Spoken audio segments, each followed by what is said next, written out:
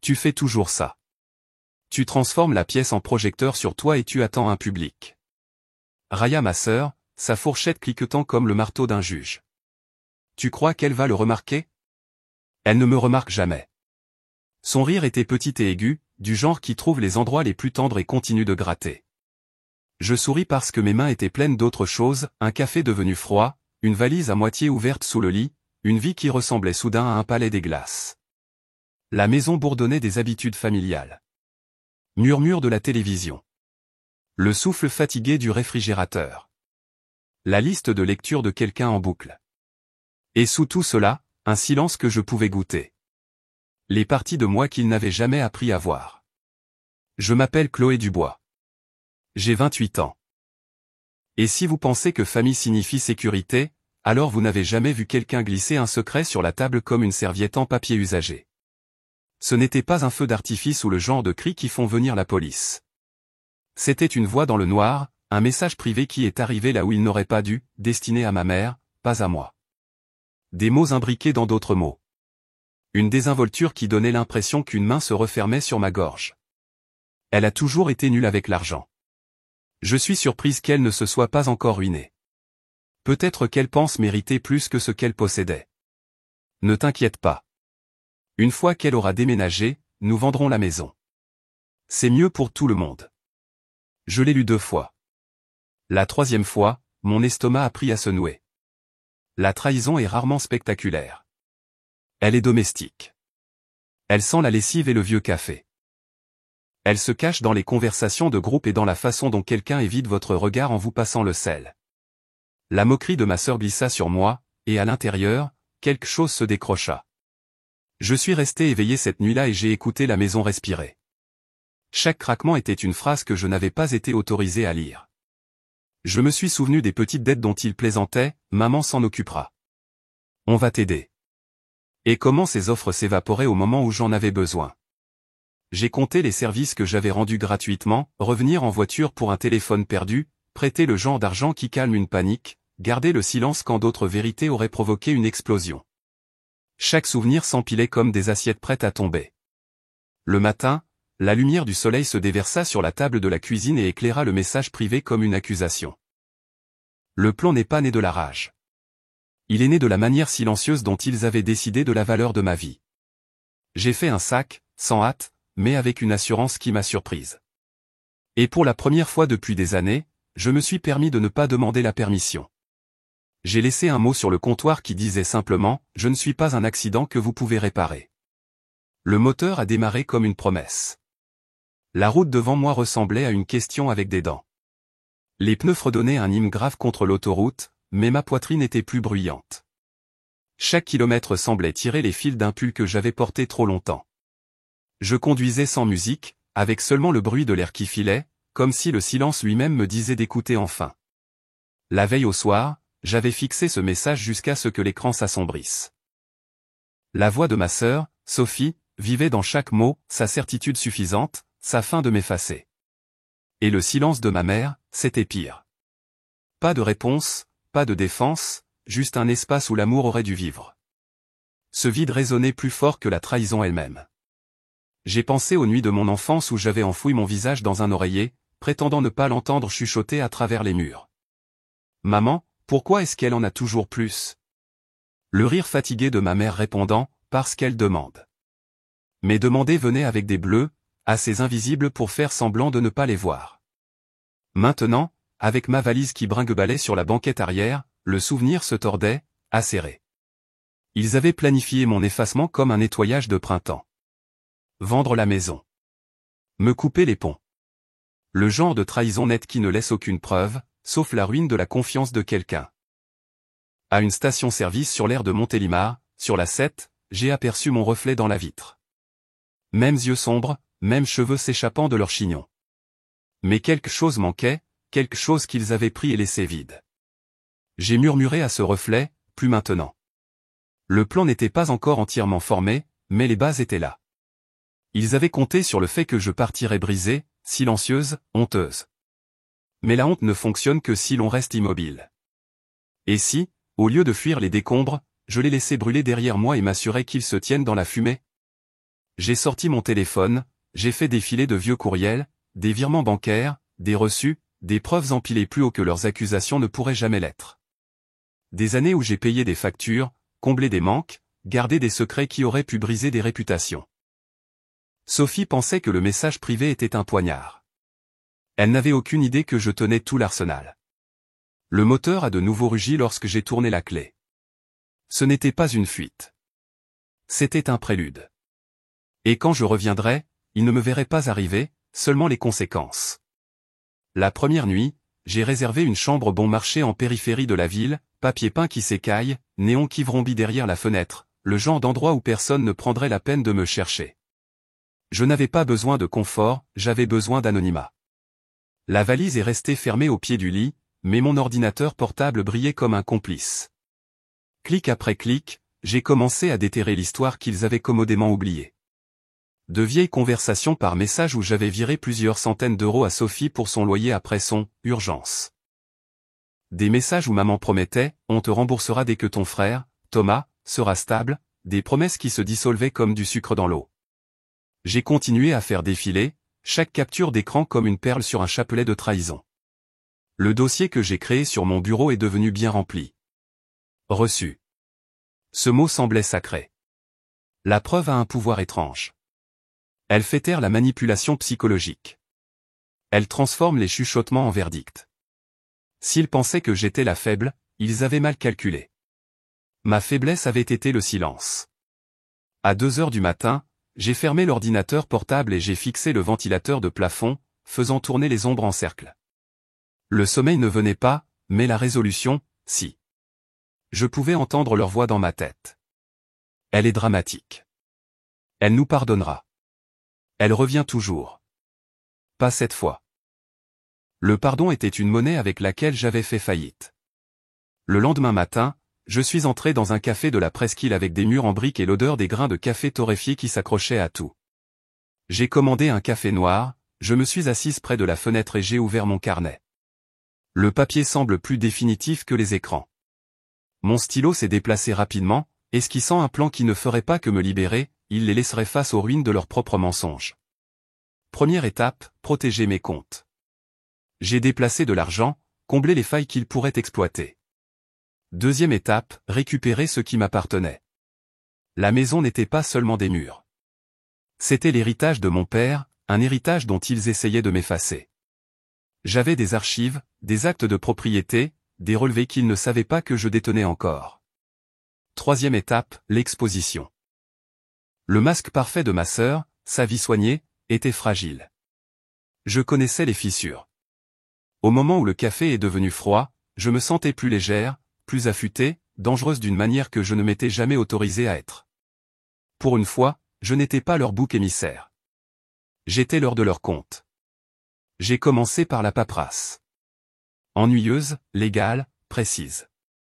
Il y a une étrange intimité à commander des copies certifiées conformes d'actes de propriété à minuit, à écouter la voix lasse de l'employé comme si c'était le battement de tambour de quelque chose d'inévitable.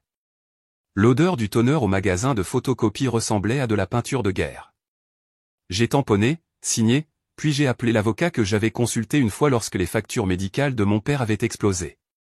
Il se souvenait de moi, se souvenait de la manière discrète dont j'avais tout géré. Et il n'a pas semblé surpris quand j'ai dit « Je dois parler de propriété et de transfert caché ». Ces questions étaient cliniques. Son-on laissait entendre que j'avais enfin décidé de cesser d'être poli. Pendant que les voies légales se mettaient en place, j'ai peaufiné les aspects plus délicats du plan. La réputation peut être une monnaie plus précieuse que l'argent. Sophie avait bâti une vie de brunch le week-end et de photos soigneusement filtrées. Le moindre faux pas paraîtrait énorme en plein jour. J'ai contacté une de ses anciennes collègues, une femme qui avait un jour confié une opportunité commerciale à ma sœur et qui n'avait obtenu que des excuses. La voix de la collègue s'est brisée quand je lui ai dit ce que je savais. Elle pensait que c'était de l'incompétence, pas de la malveillance. Ensemble, nous avons constitué un dossier discret de promesses non tenues, de contrats rompus et des petits schémas qui révèlent la vraie nature d'une personne. Les nuits étaient consacrées à la lecture de contrats, de relevés de comptes, d'entêtes de courriel. Les journées étaient pour les petites actions chirurgicales, changer les mots de passe, déposer des avis, passer le genre d'appel qui donne l'impression de tourner une clé dans une serrure. J'ai visité le service de la publicité foncière et je me suis assise dans cette salle municipale ensoleillée, entourée de gens qui pensaient que j'étais une autre femme essayant de régler ses problèmes. Je ne réglais rien. Je cataloguais. Il y avait une cruauté dans mon calme qui me surprenait même moi. J'ai posté une unique lettre précise à ma mère. Pas accusatrice, seulement factuelle, des copies de reçus, des dates, des questions discrètes, le genre de lettre dont on ne peut pas se moquer facilement. J'ai laissé une copie là où Sophie la trouverait, pliée dans les pages d'un livre qu'elle aimait, son roman préféré, sur la table basse. Il s'attendait à des larmes. Au lieu de cela, la maison sentait le café et le vieux papier, et quelque chose de plus lourd, l'anticipation, s'est installée dans les pièces qu'il pensait posséder. Le silence qui a suivi ma lettre était assourdissant. Pas d'appel frénétique, pas d'excuses, juste rien.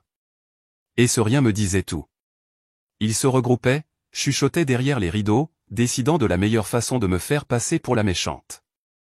Le 3e matin, mon téléphone a vibré avec un message de Sophie. Tu as perdu la tête. Arrête de te ridiculiser. Aucune explication, aucun démenti, juste du mépris. J'ai fixé ces mots jusqu'à ce qu'ils deviennent flous, le même ton qu'elle avait utilisé toute notre vie, minimisant, se moquant, remodelant la réalité pour que j'apparaisse toujours plus petite. Mais je n'étais plus petite. Je tenais les preuves, littéralement. Et pour la première fois, j'ai réalisé que je n'avais pas besoin de leur reconnaissance pour prouver qu'on m'avait fait du tort.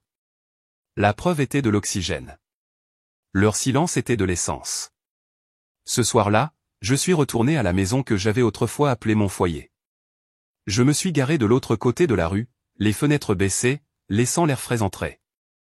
À travers la fenêtre du salon, je les ai vus, ma mère et Sophie, les visages pâles dans la lueur de leur téléphone, les chuchotements vifs, comme des lames qui s'aiguisent l'une contre l'autre. Elles semblaient déstabilisées, et cette seule vue a allumé en moi un feu calme. Je n'ai pas frappé. Je ne me suis pas annoncé.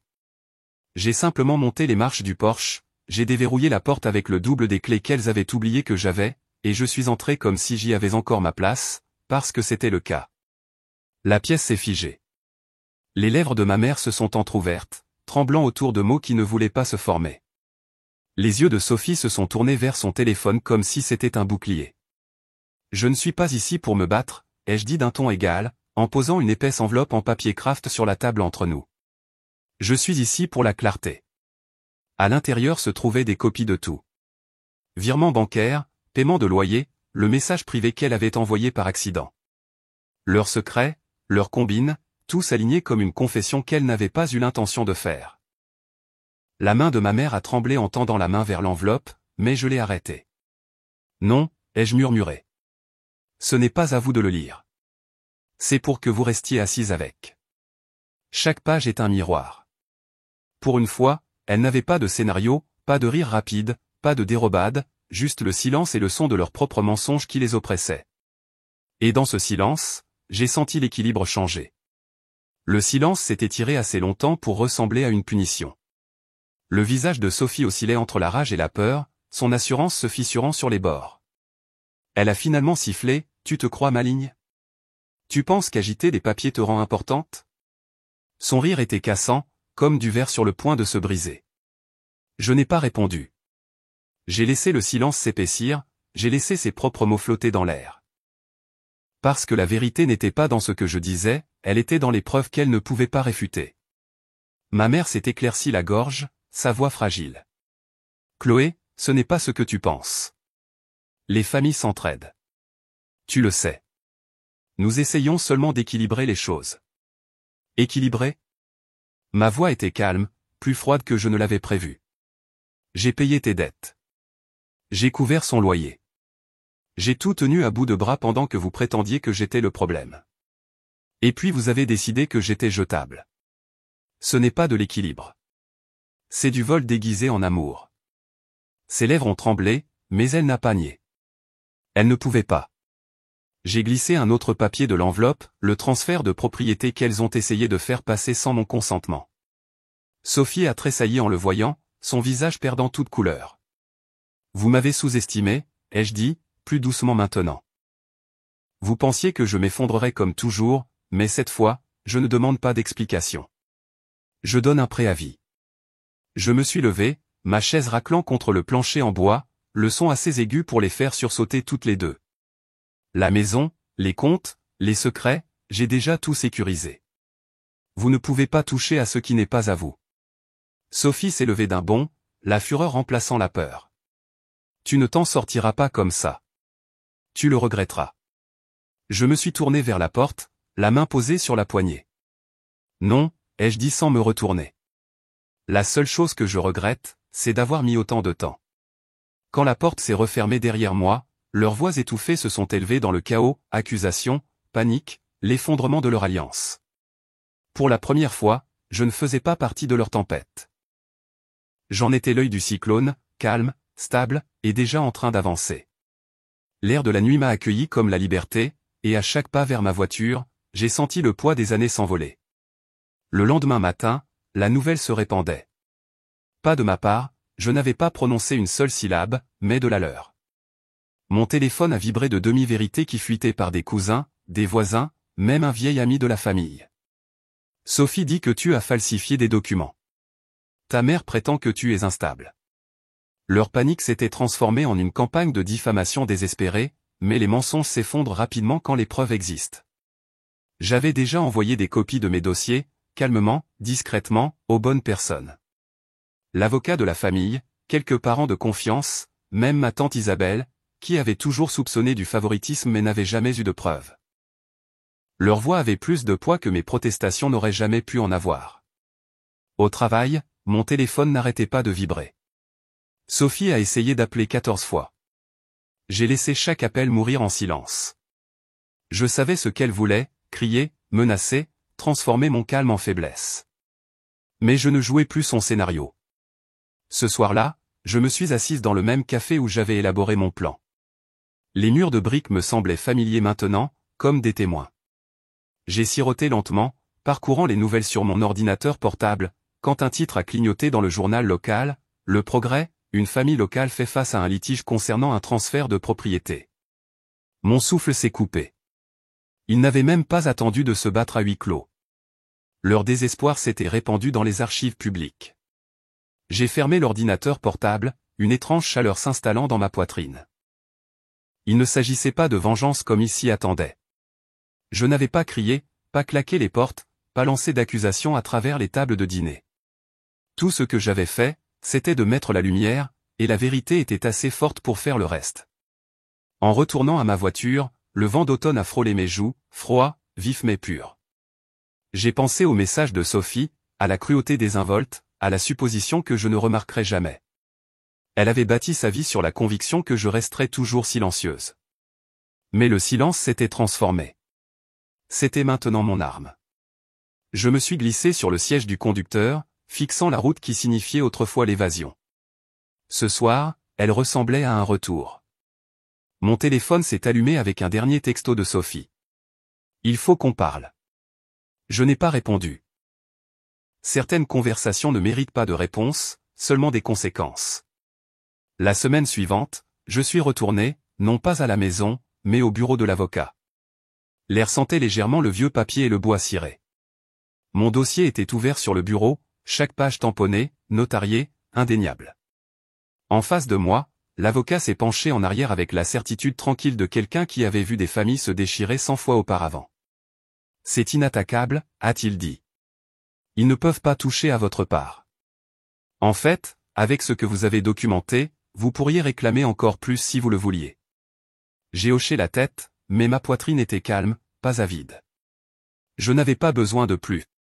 J'avais juste besoin d'assez.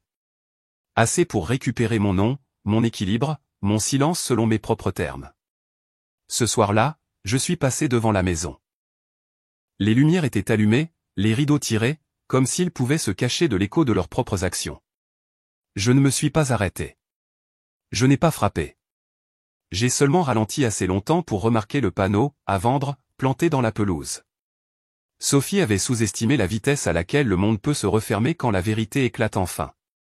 Chez moi, dans mon petit appartement avec ses carreaux fissurés et ses meubles d'occasion, je me suis préparé un thé et j'ai laissé la vapeur s'enrouler dans le calme.